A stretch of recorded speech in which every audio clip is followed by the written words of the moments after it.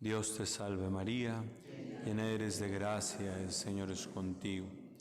Bendita eres entre todas las mujeres, y bendito el fruto de tu vientre, Jesús. Santa María, Madre de Dios, ruega por nosotros pecadores, ahora y en la hora de nuestra muerte. Amén. Gloria al Padre, y al Hijo, y al Espíritu Santo, ahora y siempre. En el nombre del Padre, y del Hijo, y del Espíritu Santo. Amén. Esta meditación no forma parte de los ejercicios espirituales de San Ignacio, pero no contradice el espíritu de los mismos y por lo tanto la podemos hacer, aunque de hecho podemos decir que está impregnado la experiencia de ejercicios de esta meditación que haremos ante su Divina Majestad. Vamos a contemplar juntos la naturaleza divina de nuestro Señor Jesucristo, es decir, el hecho y punto de partida de que Él es Dios. Con esta meditación prácticamente ya estamos a la mitad de los ejercicios espirituales, entonces muy providencial que nos sirva como bisagra, digamos, para entrar a esta segunda parte de nuestra experiencia con el reconocimiento de que Jesús es Dios. Primero, a la existencia de Dios podemos llegar a dicho conocimiento por la sola luz natural de la razón, es decir, la inteligencia bien usada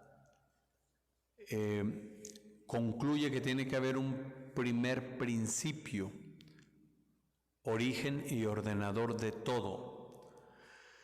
Santo Tomás tiene una explicación que es clásica, que se llama de las 5 vías, y parte de la experiencia misma, y luego una elaboración intelectual con algo que se llama principio de causalidad. ¿Qué dice? Por ejemplo, todo aquello que se mueve es movido por otro.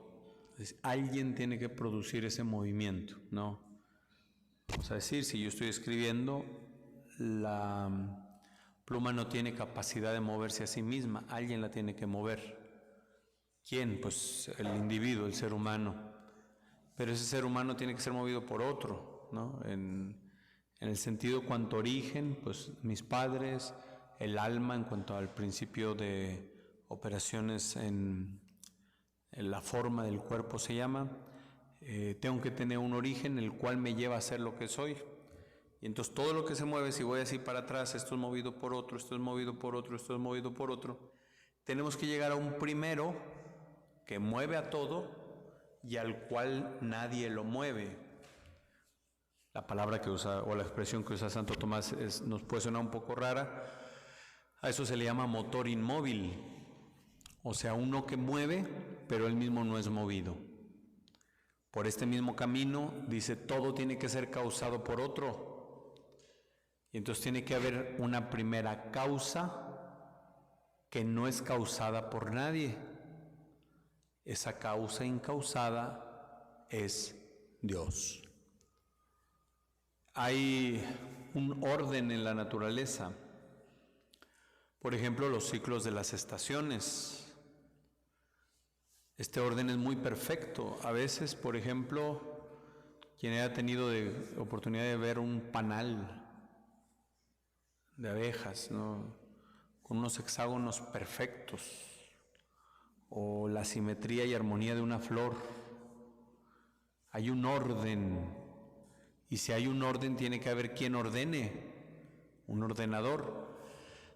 Las posturas materialistas ateas dicen que no, que la naturaleza tiene este orden porque entre muchas posibilidades de repente salió esta que dio orden y ya. Para juzgar esta propuesta, pues bastara con que pensáramos qué bonito sería que mi cuarto lo dejara yo en desorden. Pasan varios días y de repente el cuarto o la casa están ordenados. Qué bonito sería, ¿verdad? Hay un video, un sketch de un muchacho que se va a vivir solo y llama al de mantenimiento y dice, es que no sirve este fregadero. ¿Por qué? Porque dejo los trastes y vuelvo y siguen estando ahí. Y el cajón lo abro y lo cierro y sigue sin ropa doblada. Dice, ¿por qué? Es que en mi casa así pasaba. Yo dejaba los trastes, me iba y regresaba y ya estaban todos lavados. Pues era la mamá, ¿verdad? Que ahora no tenía. Tiene que haber un principio ordenador de todo. Y ese principio le llamamos Dios. Porque de la nada nada surge. Este principio también por naturaleza o por exigencia, digamos, tiene que ser eterno. De otra manera, no se puede sostener a sí mismo. Tiene que ser inmutable, es decir, que no esté cambiando, pudiendo ser de una cosa transformarse en otra. Este ser tiene que ser necesario. ¿Qué es ser necesario? Que no puede no existir. Todos los demás seres se les llama contingentes. ¿Y qué significa? Que pueden no existir.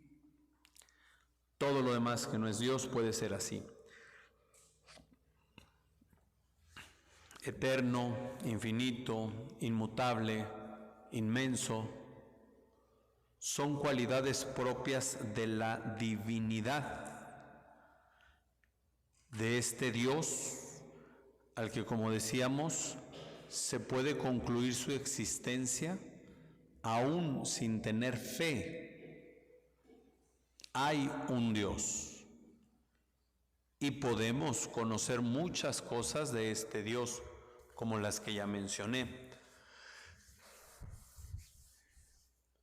Y entonces, partiendo de esto, de la razón natural, hay cosas que la sola razón no alcanza y que Dios tuvo que manifestar. Eso es lo que se llama revelación. Y a esa revelación yo accedo por la fe. No significa que cada quien tiene su fe, porque entonces cada quien tiene su revelación, cada quien tiene su Dios, que es un poco lo que promueve el protestantismo desde Martín Lutero. No es que mi sola fe, no tiene que haber algo fuera de mí, no tiene que haber una institución, pues no.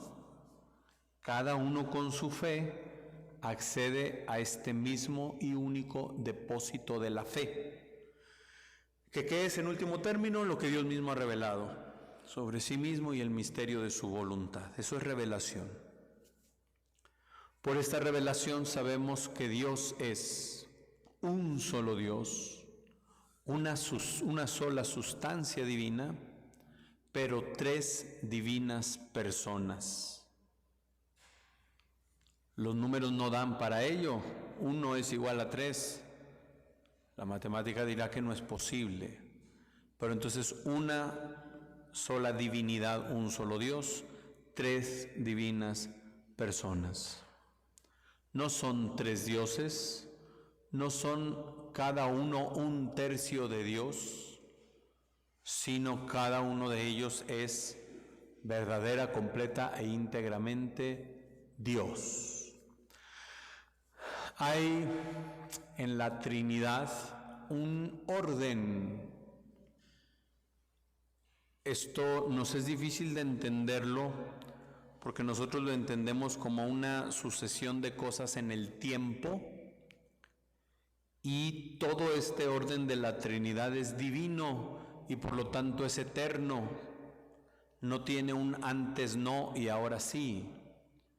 Y aún así hay un orden. ¿Y a qué me refiero con el orden? El principio de la divinidad es el Padre. ¿Y por qué al Padre se le llama Padre? Porque tiene un hijo. Si no tuviera hijo no hay manera de llamarle Padre. El Padre engendra al Hijo, pero es un engendrar eterno. O sea, no había un momento en el que el Padre no tuviera hijo y por lo tanto no fuera Padre. Es eterno. Es un, decimos en el credo, engendrado, no creado. Es un engendrar desde siempre y para siempre. Siempre el Padre está engendrando al Hijo. El Hijo siempre está siendo engendrado por el Padre, y entonces esta relación entre ellos de paternidad, filiación, es eterna. Paréntesis. La naturaleza humana de Jesús sí fue creada. Es decir, el cuerpo y el alma del Señor se crearon al momento de su encarnación. Pero su persona es divina. Por eso no es correcto decir que en Jesús hay persona humana y persona divina. No son dos personas, es una sola persona divina que ya tenía, por ser persona divina, naturaleza divina, y asume la naturaleza humana. Se puede decir que es verdadero Dios y verdadero hombre, mas no se puede decir que es persona humana, porque si fueran dos personas, entonces ¿quién nos ha redimido? ¿Quién ha muerto en la cruz? ¿Quién ha resucitado? ¿Uno u otro? Por eso es una persona divina que asumió la naturaleza humana. Ya que el Padre engendra al Hijo, en ellos está la relación más perfecta de amor. Y este amor es un amor personal, el Espíritu Santo. El Espíritu Santo procede del Padre y del Hijo. Y procede de entre ambos como la relación de amor más perfecta que ha existido en el cielo y en la tierra y en todo lugar, porque Dios supera todo. Entonces, el amor del Padre y del Hijo es un amor personal, tercera persona de la Santísima Trinidad, el Espíritu Santo. Y aquí se da este amor perfectísimo al que no le hace falta nada. Y aunque no le hiciera falta nada, Dios decide crear un universo teniendo al hombre como cumbre para tener a alguien capaz de ser amado y de amar. Y tiene una revelación progresiva. Desde el instante de la creación, Dios se está manifestando ya, se está revelando. Desde el instante de la creación, cada acto divino es un acto de salvación. Y todo lo que llamamos Antiguo Testamento o Antigua Alianza no va sino encaminado a la cumbre de la revelación y redención, que es la cruz de Jesucristo. Cuando Jesús muere en la cruz, Dios ya ha dicho todo cuanto tenía que decir y ha manifestado todo cuanto tenía que manifestar. Podríamos decir, pero es que falta el Pentecostés, ciertamente, que ya es el culmen de la revelación de Dios.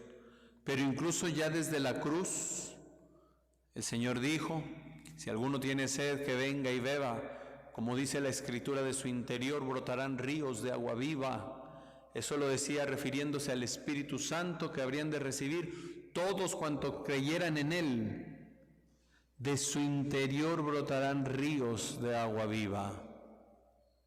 ¿Qué pasa en la cruz? Una vez que Jesús muere, es atravesado por la lanza y brota agua y sangre, torrentes de agua viva. Este texto entonces en primer lugar no se refiere a los creyentes, sino al mismo Señor Jesús, del cual brota este torrente de agua viva, que es el Espíritu Santo. Aunque todavía no se manifestara tal cual, explícitamente, lo cual sí será en Pentecostés, ya sucede lo que la Escritura nos narra, e inclinando la cabeza, entregó el Espíritu. Cuando Jesús calma en alguna de las ocasiones la tormenta, los discípulos asombrados se preguntan: ¿quién es este que hasta el viento y el mar le obedecen? Un cantito muy bonito de niños, algunos se acordarán.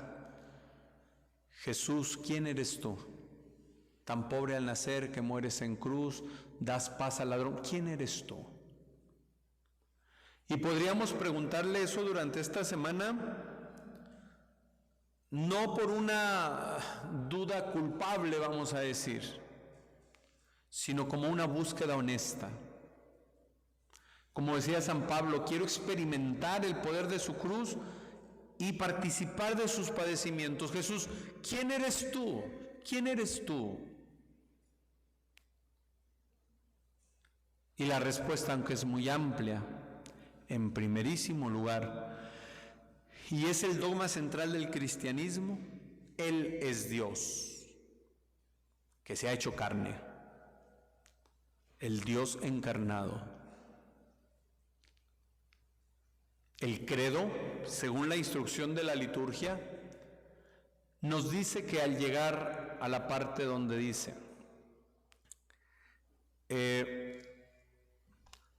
se me fue, por obra del Espíritu Santo se encarnó de María la Virgen y se hizo hombre. El relato de la encarnación que aparece en los dos credos. Esta parte la debemos de decir inclinados siempre. En la misa tradicional se dice de rodillas. ¿Por qué? Porque es el misterio central de la fe, el Dios encarnado. Actualmente el día de la encarnación o la anunciación y el día de Navidad es cuando se nos exige decirlo de rodillas.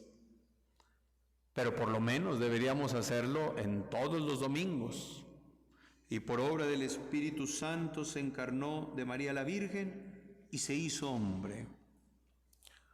Porque, insisto, ahí es donde la creación alcanza la cumbre de aquello por lo cual la creación había sido hecha. Por eso y no por otra cosa. Para que Él viniera a revelarse, a manifestarse. ¿Quién es este que hasta el viento y el mar le obedecen? Vamos al prólogo del Evangelio de San Juan. San Juan capítulo 1, versículo 1 y siguientes.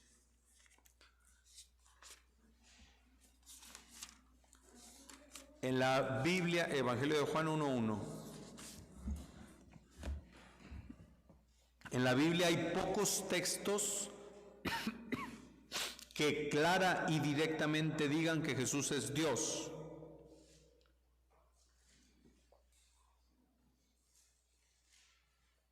Muchos textos lo revelan o lo dicen de otra forma, como tú eres el Hijo de Dios, o verdaderamente este es el Hijo de Dios.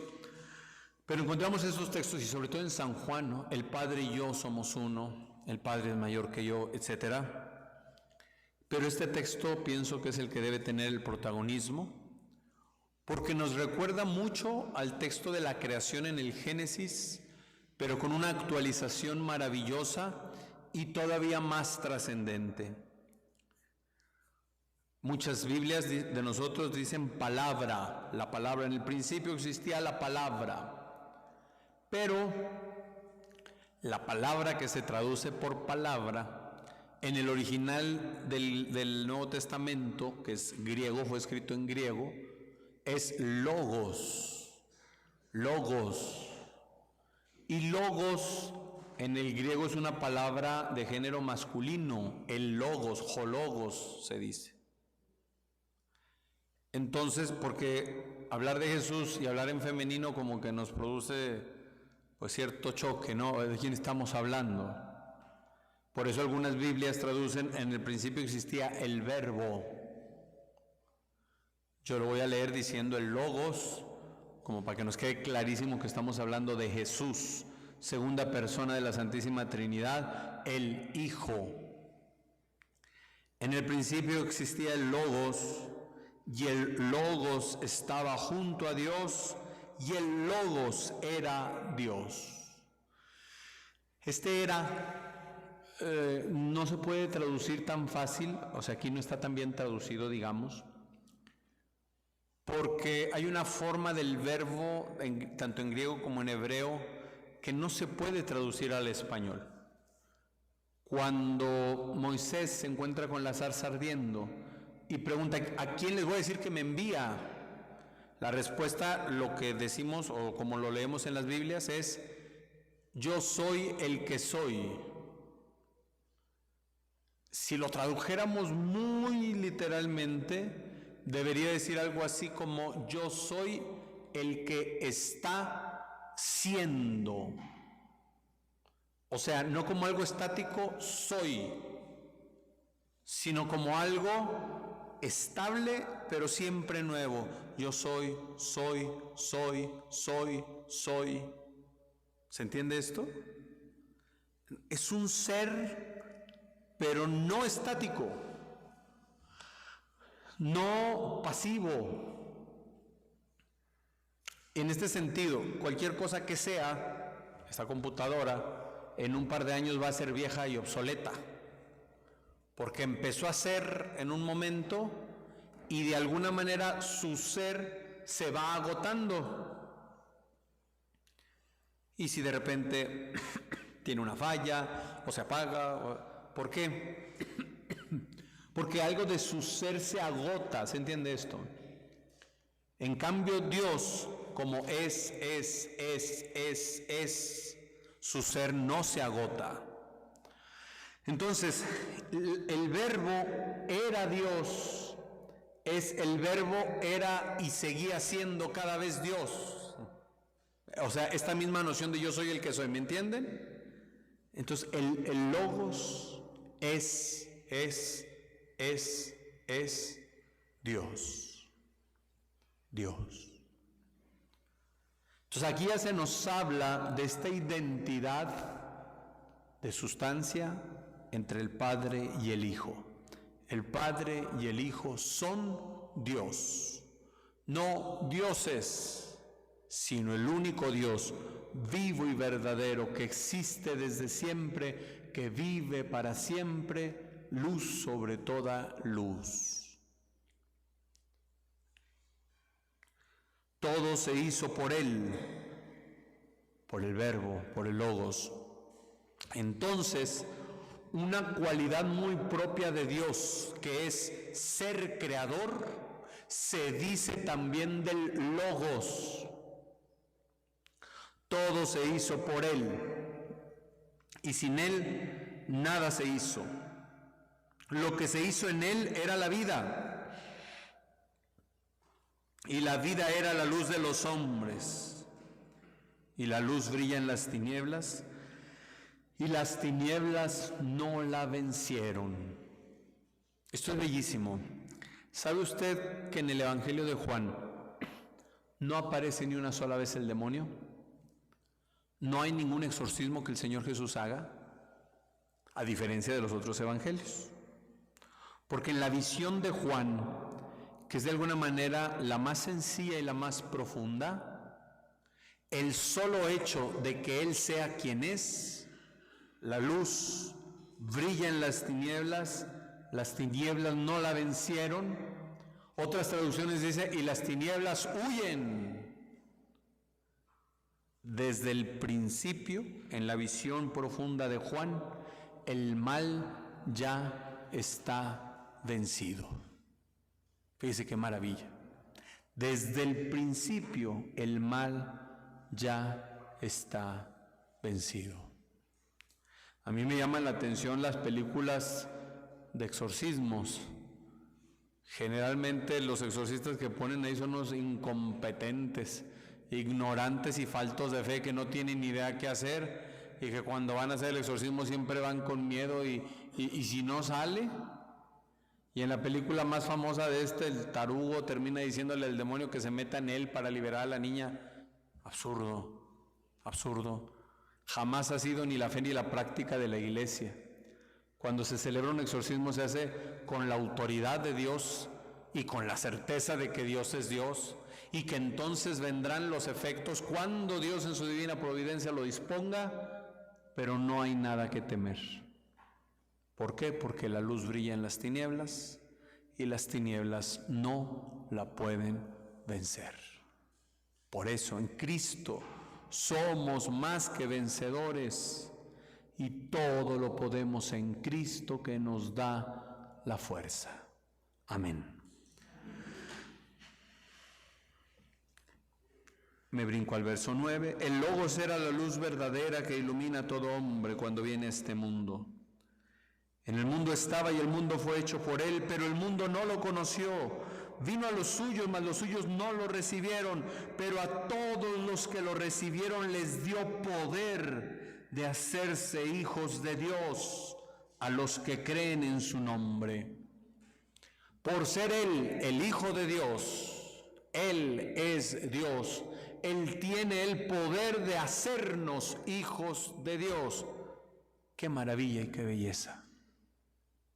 Solo él es Dios e Hijo de Dios, y sin embargo decide hacernos participar de este inmenso poder que no se compara con ningún otro.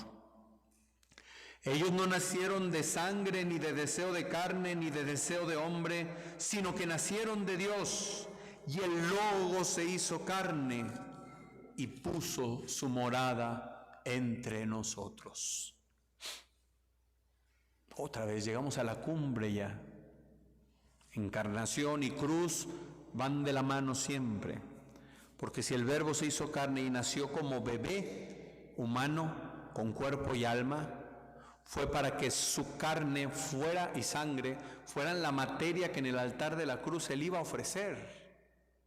Entonces hay una conexión inmediata, yo insisto mucho eso en el tiempo de Navidad.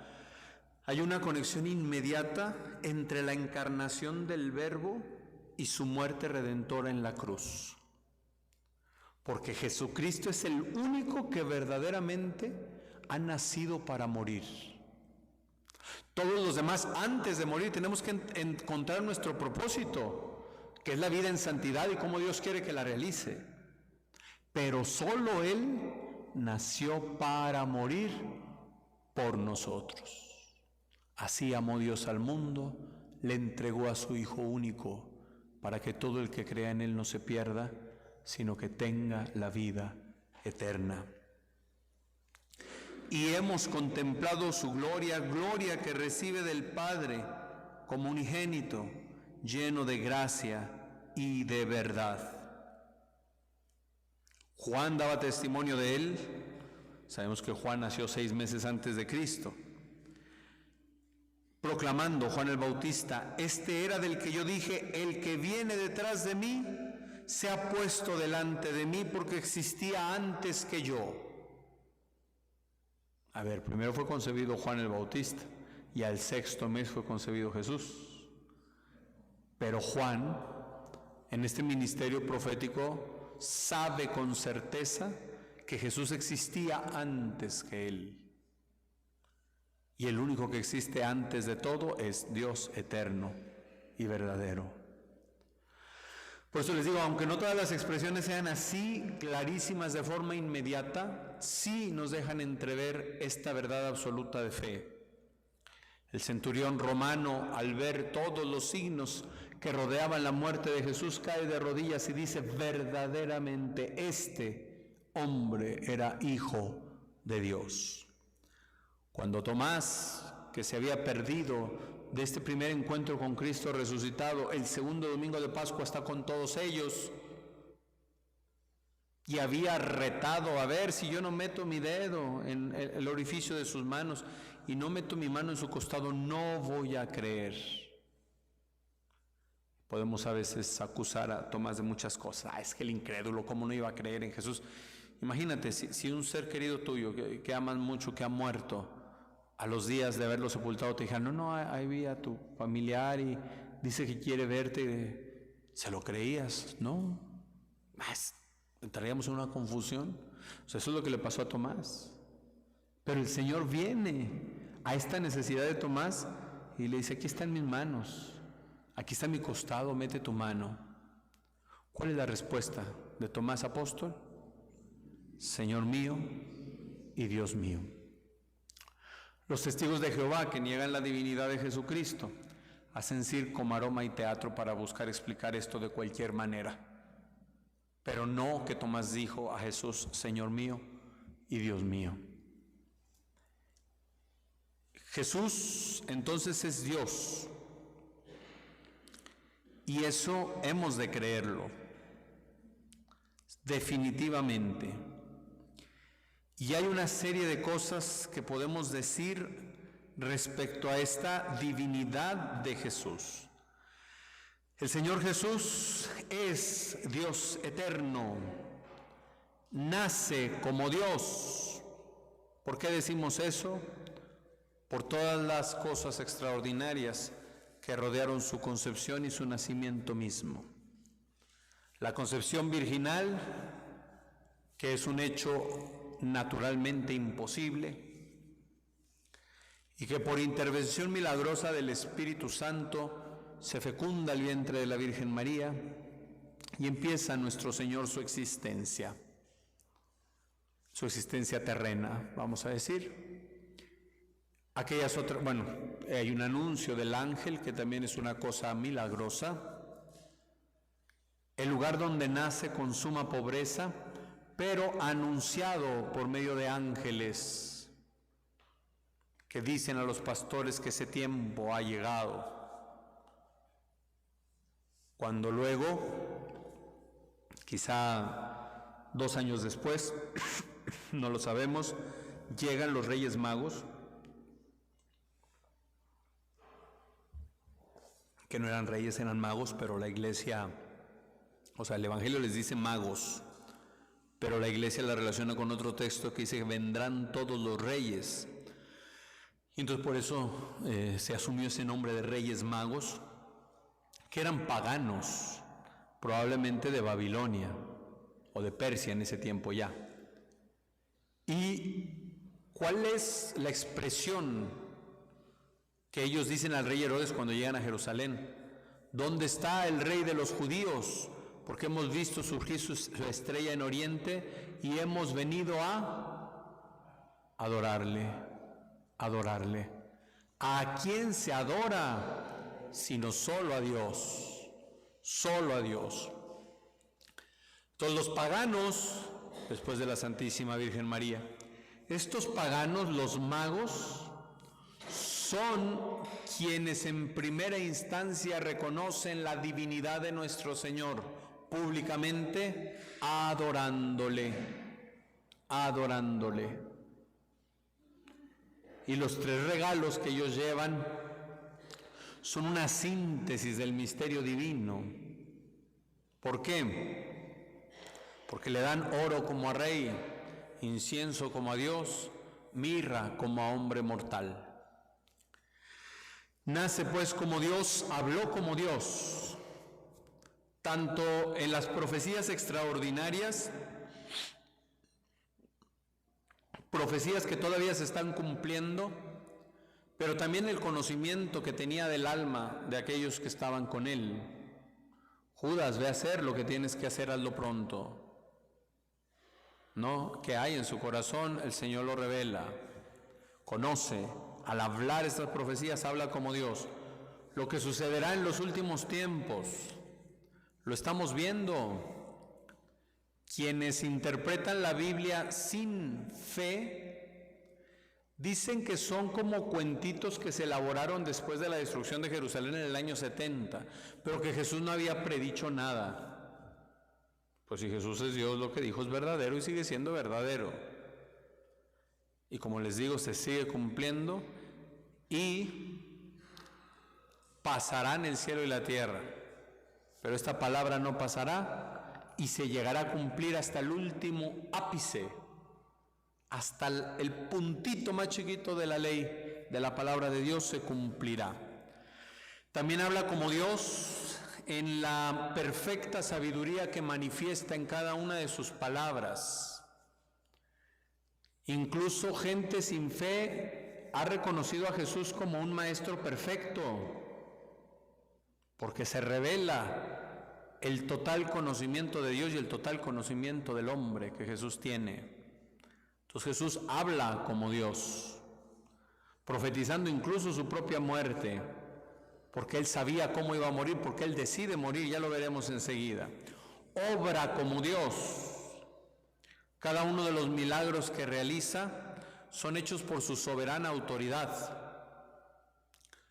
Sanaciones físicas, exorcismos, milagros sobre la naturaleza, la higuera que se seca de un día al otro, el poder de caminar sobre las aguas, la multiplicación de los panes.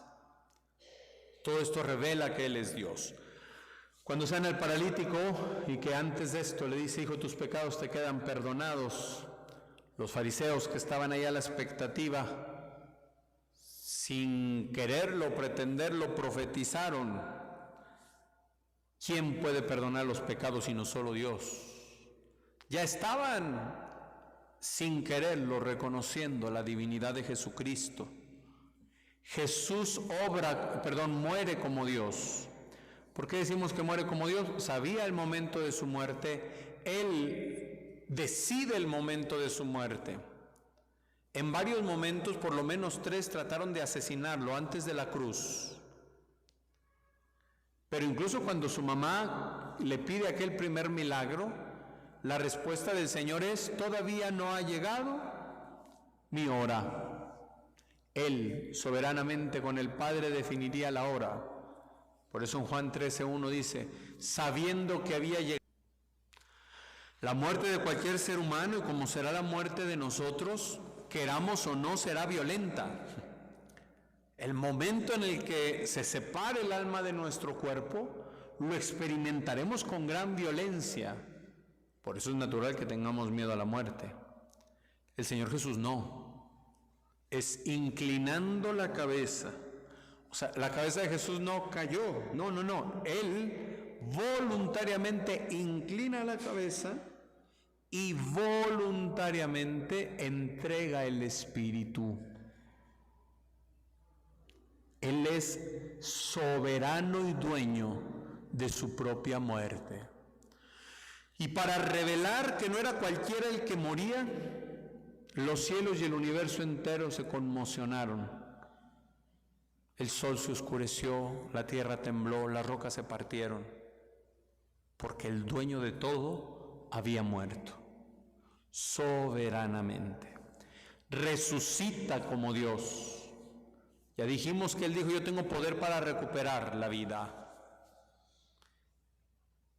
Y aquel dueño del Espíritu Eterno, del Espíritu Santo, infundió la vida en Jesús, el Padre Eterno, pero Jesús también es al mismo tiempo, como es un acto divino, digámoslo, por su propia mano resucita. Cuando Él dice: yo resucitaré, podríamos decir o leerlo: yo me resucitaré. Yo me resucitaré. Y Él vuelve a la vida para ser Señor de vivos y muertos.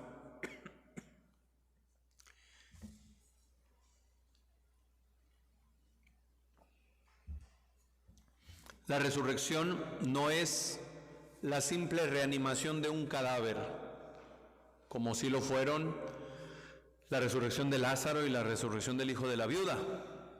O sea, un muerto revivió. Jesús no es eso lo que Él vivió, lo que es la resurrección, sino que ahora la naturaleza humana vuelve, pero a la vida de Dios. Decía San Ireneo: ahora carne y sangre tienen lugar en Dios. Entonces, hasta ese momento no existía una carne humana que por sí misma ya no muriera, ya no sufriera, ya no padeciera de ninguna manera, que fuera inmortal y que habitara perfectamente en Dios. Eso lo inaugura nuestro Señor Jesucristo con su resurrección y ascensión al cielo. Y así como Él se fue, en su propia naturaleza humana, y la divina, claro, siempre la tiene, la unión que se da desde la encarnación no se deshace. Entonces Jesús es verdadero Dios y verdadero hombre hasta el momento, y por ser verdaderamente hombre tiene cuerpo y alma humanos, materiales, resucitado, glorificado, pero ya en el cielo. Entonces Él ha resucitado como Dios, y como Dios ha introducido a la naturaleza humana al ser mismo de Dios, de forma irrefrenable, de forma irrevocable. Y claramente el Señor Jesús reina como Dios. Tiene la potestad sobre todo cuanto existe. Nos dice la Escritura que el último de los enemigos en ser sometido, en ser vencido, será la muerte. ¿Qué significa? Que entre su primera y segunda venida los hombres seguiremos muriendo, pero cuando Él vuelva ya no habrá llanto, ni muerte, ni angustia, ni desesperación, porque lo viejo ha pasado y lo nuevo vendrá. Y Él proclamará solemnísimamente: he aquí que yo hago nuevas todas las cosas.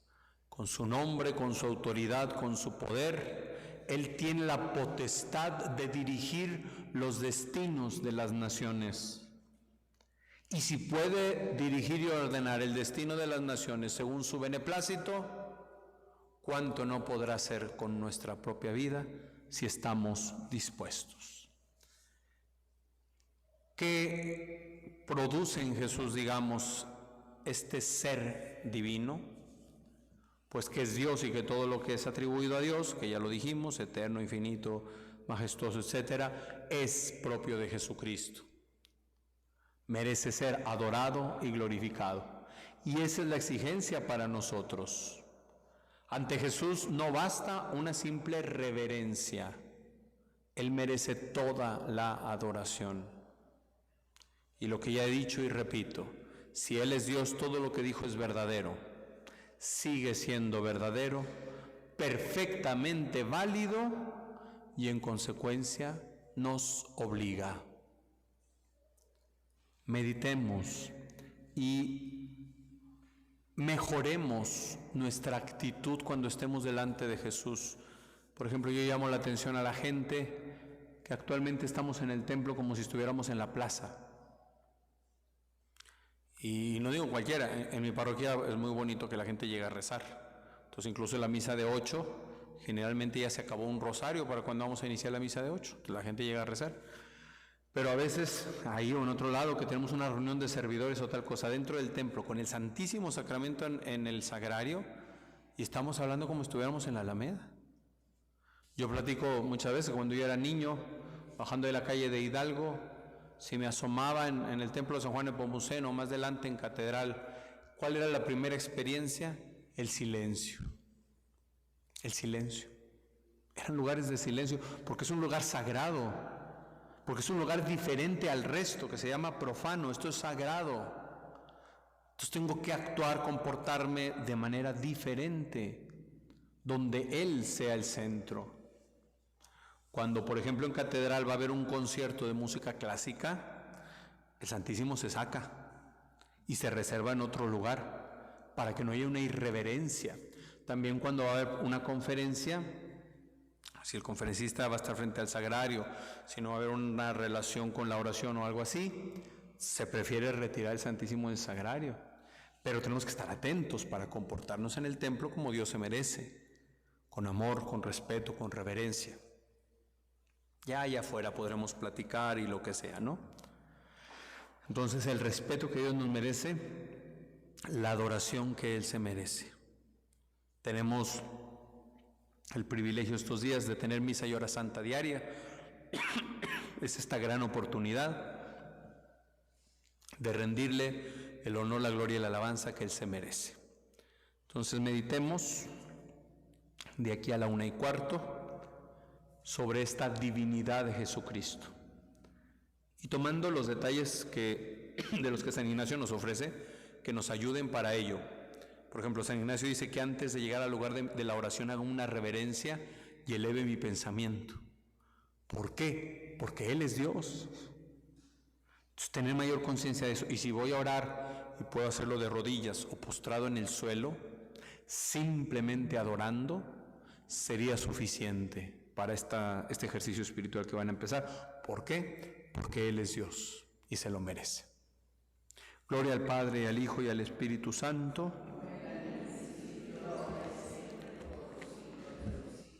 Amén.